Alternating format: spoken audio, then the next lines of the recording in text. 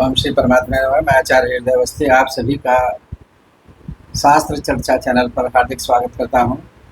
परम पूज्य गुरु जी प्रातः स्मरणीय वेदमूर्ति तपोनिष्ठ गीता उपनिषद पुराण धर्मशास्त्र के विशेषज्ञ और संस्कृत धर्म विज्ञान संकाय के पूर्व विभागाध्यक्ष व्याकरण विभाग प्रोफेसर पंडित भगवत शरण शुक्ल जी हम लोग को चरक संहिता पर ज्ञान दे रहे हैं।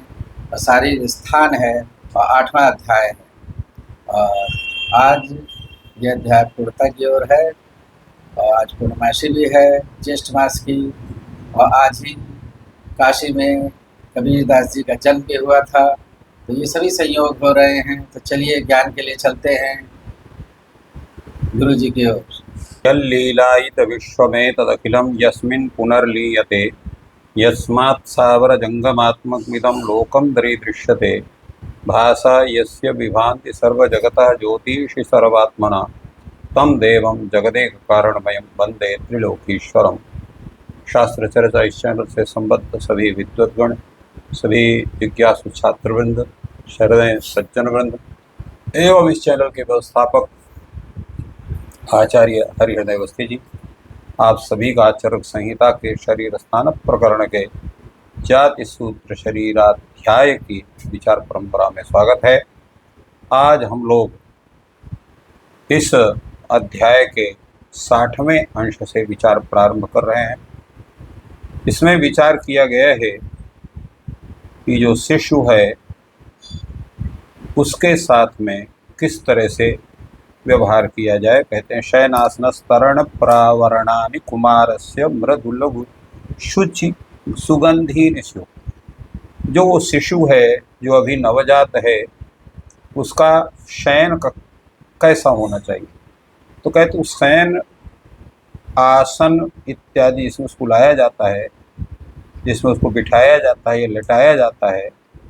उस आसन जो पलंग पर बिछाया जाता है हो, उस प्रावरण को जो उड़ाया जा रहा है, वे सभी अत्यंत मुलायम होने चाहिए, लघु होना चाहिए और पवित्र। पवित्र का मतलब प्रतिदिन अच्छे ढंग से धुले होना चाहिए और सुगंधित भी हो, अर्थात उसमें मलमूत्र पसीने इत्यादि की दुर्गंध बिल्कुल नहीं होना चाहिए। अगर हो तो उसको स्वच्छ करके और पुनः उस कपड़े को बदल देना चाहिए। उसके साथ साथ श्वेदमल जंतु मंति मूत्र परिशोप सृष्टानि च वर्ज्यानि सो। जो कहा गया कि पसीना है, मल है, अनेक प्रकार के जो जंतु हैं, कीड़े हैं, वो न हो, और जो मूत्र है, लेट्रिन वगैरह है, उससे वो उपयुक्त हो, उनसे शुद्ध हो, अर्थात एकदम साफ स्वच्छ होना चाहिए।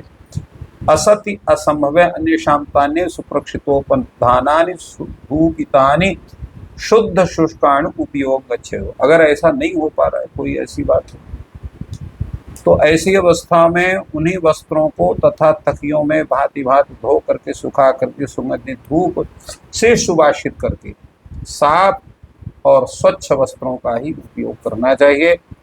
धूपनानि पुनर्वाससां शयनास्तरण प्रावरणानां न यव सर्षपातसी हिंगुगुल वाचो रकवयः स्थालो भी स्थालो में जटिला पलंकषा शोकरोहिणी सर्प निर्मोकाणी प्रतीकानी। अब ये धूप को कोई कहेगा अगरबत्ती ला के जला दो भैया, या कुछ कर दो, या सुगंधित जो है कुछ सेंट छोड़ दो, वो नहीं होना चाहिए। क्या होना चाहिए उसमें? कहे उसमें जो है, जो पहनने योग्य वस्त्र हैं, बिछाने योग्य वस्त्र, उन सभी वस्त्रों को कैसे हमें उनको धूपित करना है। तो पहले घी लेना, इसमें जौ, सरसों, अलसी, हींग, गुग्गुल, बालवच, चोरपुष्पी, ब्राह्मी, गोलोमी अर्थात श्वेत दूर्वा, जटामासी और पलंकासा और साधारण गुग्गुल, अशोक, कुटकी और सांप की खिचली, इन सभी द्रव्यों को कूट करके, चूर्ण बना करके और घी में लगा करके और इसी की धूप जो है अंगारों में डाल करके और उस घर को, उनके वस्त्रों को सुगंधित करना चाहिए, जिससे अनेक प्रकार की जो रोग हैं वो स्वतः रोग कारक कीटाणु स्वतः नष्ट हो जाते हैं। मणयश्च धारणीया कुमारस्य खड्गरुरु गवय वृषभाणां जीवतामेव दक्षिणेभ्यो विषाणेभ्यो प्राणिगृहीतानि स्युः ऐन्द्राद्याश्चौषधयो जीवकर्कशभकौ च यानि चान्यानि ब्राह्मणाः प्रशंसेरथर्ववेदविदः। और कहते हैं बालक को क्या धारण कराना चाहिए, तो बालक को विचित्र प्रकार की मणियों को धारण कराना चाहिए, ज्योतिष शास्त्र के अनुसार जो उसको मणि सूट करे। खड्ग है अर्थात गैणा है, और रुरु मृग है, नील गाय है। इन प्राणियों की जीवित अवस्था में दाहिने सींग के अग्रभाग से थोड़ा सा अंश लेकर लेना चाहिए, और ऐन्द्री आदि प्रजास्थापन वर्ग में जो कही गई औषधियां हैं और जीवक हैं, ऋषभक हैं, इनको भी ले दे। और इनके अतिरिक्त जिन औषधियों की प्रशंसा अथर्ववेद के ज्ञाता ब्राह्मण करते हैं उनको भी ग्रहण करना चाहिए और उनको धारण कराना चाहिए। क्रीडन कानि च खलु कुमारस्य विचित्राणि घोषवन्त्यभिरामाणि चा गुरूणि चातीक्ष्णाग्राणि चानास्य प्रवेशीनि चा प्राणहराणि चा वित्रासनानि। बच्चे के खिलौने कैसे होना चाहिए, तो कहा कि विचित्र अनेक प्रकार के रंगे बिरंगे होना चाहिए। घोषवंती जिनमें आवाज हो रही हो, यानी घनघनाते हो इस तरह को। और अभिरामाणी बच्चे के मन को आकर्षित करने वाले, और वजनदार न हो, बहुत हल्के होना चाहिए। और अतीक्ष्णाग्राणी जिनका अग्रभाग जो तीक्ष्ण हो, उसके आँख कान में कहीं लग जाए, ऐसा नुकीला नहीं होना चाहिए, काटने वाला नहीं होना चाहिए, और ऐसा न हो कि उसके मुख में अंदर घुस जाने लायक हो। तो इस प्रकार के जो उसके हानि न पहुंचाने वाले, उसको भयभीत न करने वाले जो खिलौने हैं वही उसको होना चाहिए। न ह्यस्य वित्रासनम साधु तस्मात् तस्मिन् रुदत्यभुञ्जाते वान्यत्र विधेयताम मगच्छति राक्षस पिशाच पूतनाद्यानां नामान्याभयतः कुमारस्य वित्रासनार्थम ना ग्रहणम न कार्यम। बालक के साथ व्यवहार कैसे करना चाहिए, तो सबसे पहले तो उस बालक को डरवाना नहीं चाहिए किसी भी हाल, ये पहले जाए।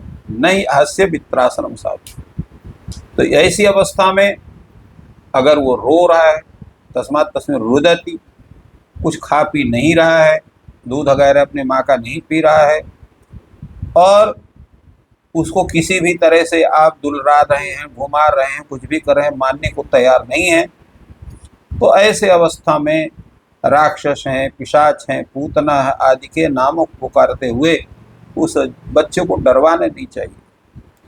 यदि तू आतुर्यम किंचित कुमारमागच्छेत् तत्प्रकृति निमित्त पूर्व रूप लिंगोपशय विशेषैस्तत्त्वतो नुबुध्य सर्वविशेषानातुरौषध देश कालाश्रयानवेक्षमाणश्चिकित्सितुम् आरभेत एनम मधुर मृदुलघु सुरभिषीत शंकरम कर्म प्रवर्तयन्।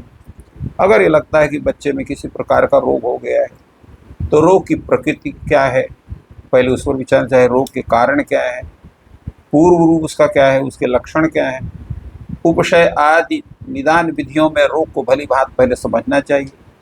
फिर सभी विशेषताओं को ध्यान में रखते हुए रोगी जो है वो औषध द्रव्य देश काल आश्रय इसका निरीक्षण करता हुआ, और उसको कैसी औषध दे, जो मधुर हो, मीठी हो, मृदु हो, लघु हो, सुगंधित हो, शीतल हो, कल्याणकारक कर्म करता हुआ इसकी चिकित्सा जो है आरंभ करना चाहिए, क्योंकि कुमारों के लिए ऐसी ही चिकित्सा अनुकूल होती। एवं साथ में ही कुमारा भव तथा ते शर्म लभंते चिराय।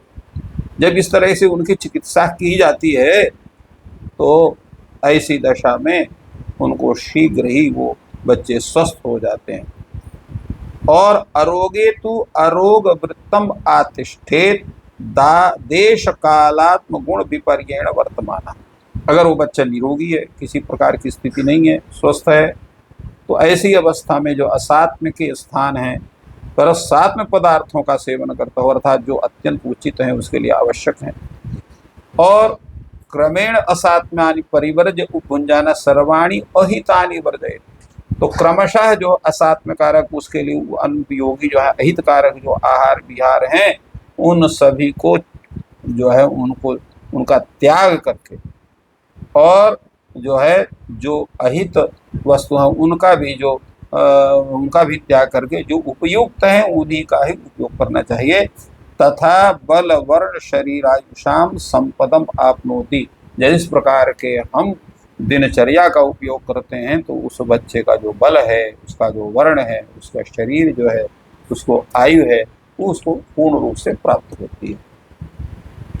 तो एवं एनम कुमारम आयौवन प्राप्ते धर्मार्थ कौशलागमानाचानुपालय, उस बच्चे का आगे चल के पालन कैसे करना चाहिए, इसका बड़ा सुंदर विचार इन्होंने किया है कि जो उपयुक्त जो भी विचार बताए गए हैं उनके अनुसार जब हम उस बच्चे का पालन पोषण करते हैं, उसकी सुरक्षा करते हैं, उसको अनेक प्रकार के औषधि इत्यादि का सेवन कराते हैं, तो ऐसी अवस्था में वह जो कुमार है वो अपनी शिशु अवस्था से लेकर के युवा अवस्था प्राप्त करने तक जो है वो स्वस्थ रहता है।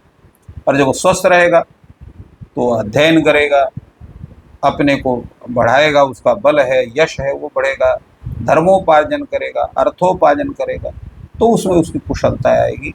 तो इसलिए जब तक वह धर्मोपार्जन अर्थोपार्जन में कुशलता उसमें जब तक प्राप्त ना हो तब तक उसकी युवावस्था तक ये संपूर्ण नियमों का पालन उसके लिए होना चाहिए। इति पुत्राशिषाम समृद्ध कर्म व्याख्यातम, इस प्रकार जो पुत्र है उसके आशीर्वाद की समृद्धि करने हेतु ये संपूर्ण व्याख्यान इस अध्याय में किया गया है। इसका तदाचरण यथोक्त विधि पूजा यथेष्टम लभते न सूर्य, तो ऐसा व्यक्ति जो इन सब कार्यों के में दोष ना देख करके गुण को देखने वाला, उसकी निंदा नहीं करने वाला है, और इसलिए उसका जब वो आचरण करता है जिन विधियों का पूर्व में उल्लेख किया गया है तो उनका सबका जो है यथाविधि पूजा आदि कर्म करने से यथेष्टम लभते, मन चाहे अपने अर्थात जिसको कहते हैं उसकी मन कामना पूर्ण होती है। मनोकामना शब्द नहीं बोलना चाहिए, मन कामना शब्द है, तो मन कामना उसकी पूर्ण होती है, अर्थात उसके सभी इच्छाओं की पूर्णता होती है, सुयोग्य होता है। इसके बाद आचार्य यहाँ 2 श्लोकों का जो है उल्लेख करते हैं। पुत्राशिषाम कर्म समृद्धि कारकम यदुक्तमेतन महदर्थ संहितम तदाचरण ज्ञो विधिभिर यथा तथम पूजाम यथेष्टाम लभते न सूयका, यह जो पुत्र का आशीष कम अर्थयुक्त इत्यादि आशीर्वाद फलों की वृद्धि कराने के लिए जो कर्म कहे गए, तो जो भी पुरुष अपने पुत्र के लिए इन उचित विधियों का पालन करता है, उन कर्म को करता है, आचरण को करता है, दूसरे के ऊपर दोषारोपण कि इसने ऐसा कर दिया तो बच्चा ऐसा हुआ, इसने ऐसा कर दिया, कभी कोई जो है माँ जो है पिता के ऊपर, पिता जो है माँ के ऊपर, या अपने दादा दादी के ऊपर या अन्य लोग पर जो आरोप करे वो नहीं करना चाहिए, स्वयं निरीक्षण करना चाहिए इसके लिए क्या उपयोगी है। ऐसा करने से ही उस बच्चे को प्रतिष्ठा प्राप्त होती है। तो शरीरम चिंतते सर्वम दैव मानुष संपदा, शरीर की चिंता कैसे करना चाहिए, दैव संपत्ति से, मानुष संपत्ति से शरीर का चिंतन करना चाहिए। और सर्व भावैर्गत सत्मा शारीरम स्थान उच्यते, और सभी भावों का इसमें चूंकि विचार किया गया है इसलिए इस प्रकरण का नाम शारीर स्थान प्रकरण होता है। तो इस तरह आज जो है इस अध्याय की भी पूर्णता हो रही है, और शारीर स्थान जो प्रकरण है जिस पर इतने दिनों तक हम लोग विचार कर रहे थे, जिस पर पूर्ण रूप से उससे संबंधित सभी विषयों का विचार किया गया, उसकी भी पूर्णता होती है। इस प्रकार गुरु जी ने शारीरिक स्थान की संपूर्ति की, और इसमें विशेष बात यही है जो अंत में चरक जी ने बताई कि जो देव मानुष संपदा है वो उस दृष्टि से शारीर है, और जितने भी भाव हैं विशेष करके हो सकते हैं वो सभी इस शरीर में हैं। और विमान स्थान में बताया है कि इन भावों की पूर्ति के लिए कोई ना कोई कोशिका, कोई ना कोई परमाणु, कोई ना कोई अवयव शरीर में है, और उनको हमें स्वस्थ रखना है, स्वस्थ रखना है। स्वस्थ का अर्थ होता है स्वस्थ, स्वस्थान पर रखना है, इसी के लिए ये शारीरिक स्थान यहाँ पर वर्णित किया गया है। आप सभी का दिन शुभ हो। ईश्वर आपकी सहायता करें। धन्यवाद।